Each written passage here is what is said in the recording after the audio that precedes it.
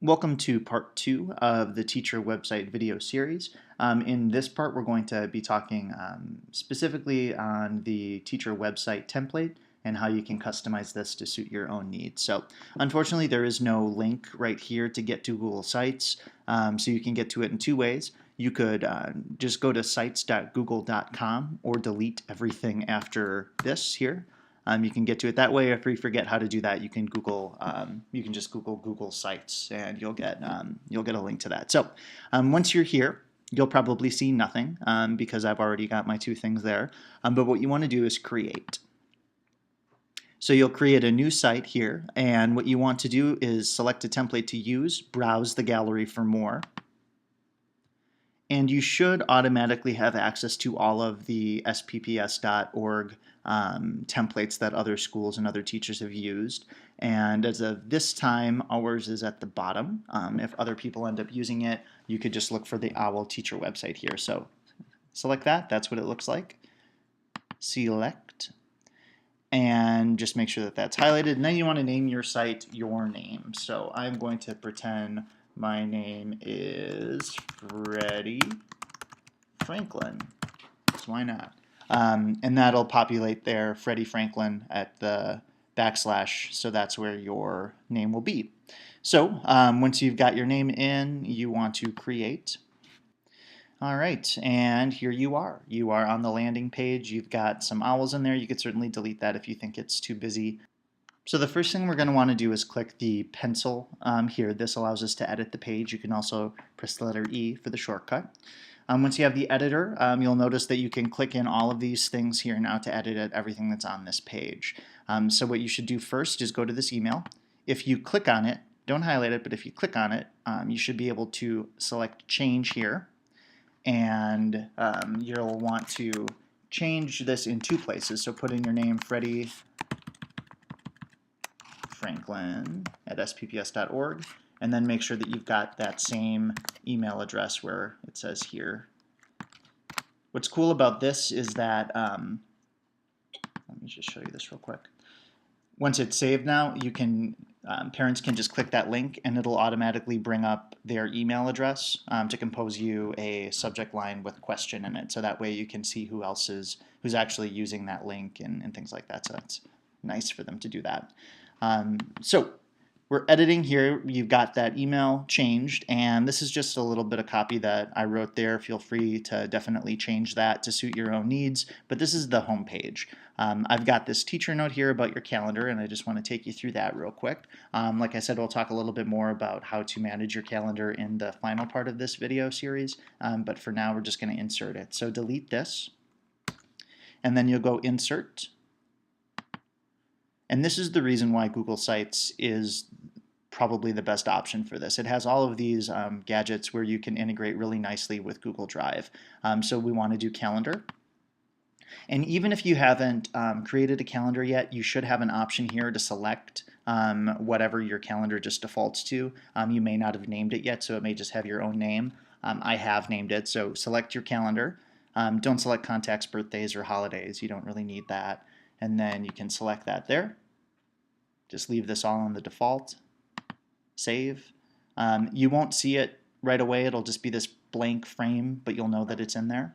And when you're done with that, that's really all that there is on this main page. You click Save,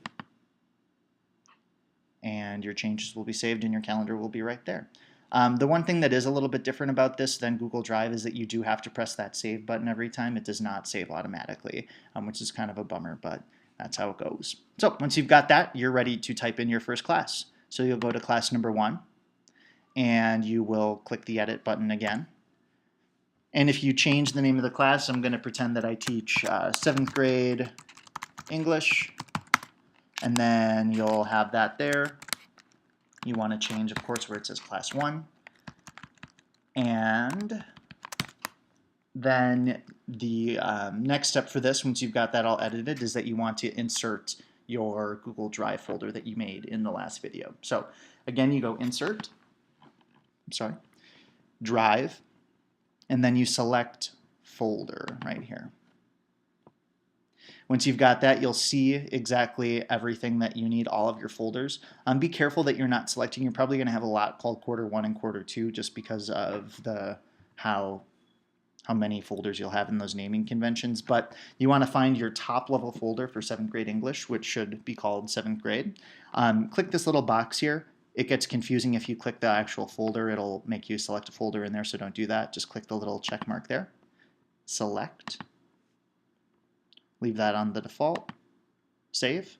You'll see that it's there just like the calendar, but you won't be able to see what it is. But when you click Save, and here you have your entire 7th grade folder that's up to date with everything that's in it. So the other thing is, if you're not familiar with using Google Drive, if you add stuff to it from your own file, it'll automatically just show exactly what's in that file here. So you won't have to do any additional upkeep on your website. You'll just do all of your file management through Google Drive.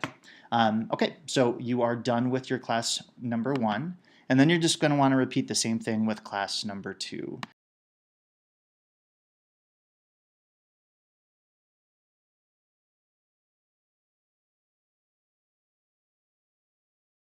And sometimes, depending upon how fast the computer wants to be, it won't automatically update this class number 2 as soon as you do it. You may have to refresh the page in order to see that.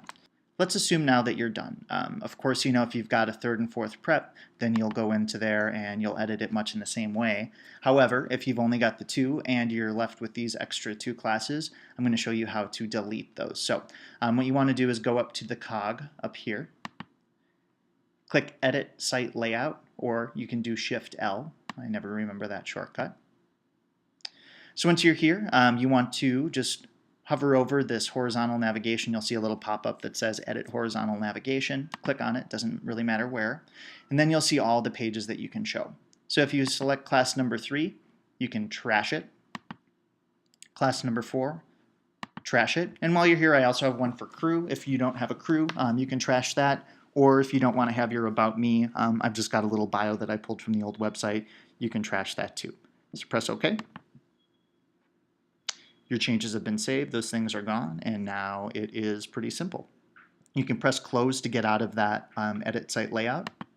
And then you're back to that kind of landing page. So once you are done with it, is just click the Share. And you want to change this. So right now it says people at St. Paul Public Schools can find and edit, but you want to change this so that it is public on the web, so that anybody can find it. And also if somebody were to Google your name, then this would come up and it would be public. So public on the web. So save that. And that is good. So once you have that, you want to just copy. Make sure that you know what that address is. Everything is going to be pretty similar. It'll be this long address. stpaul.k12 / your name, whatever you had made that. So one thing that you can do if you want to put up a link and make this a regular part of your day for students, you can go to bit.ly. And once you're there, you can paste the link in there to shorten it. And once it's shortened, you can have a shorter one. You can sign in for your own account, and then you can actually customize that. So you can make it Owl Freddy or something like that there. So.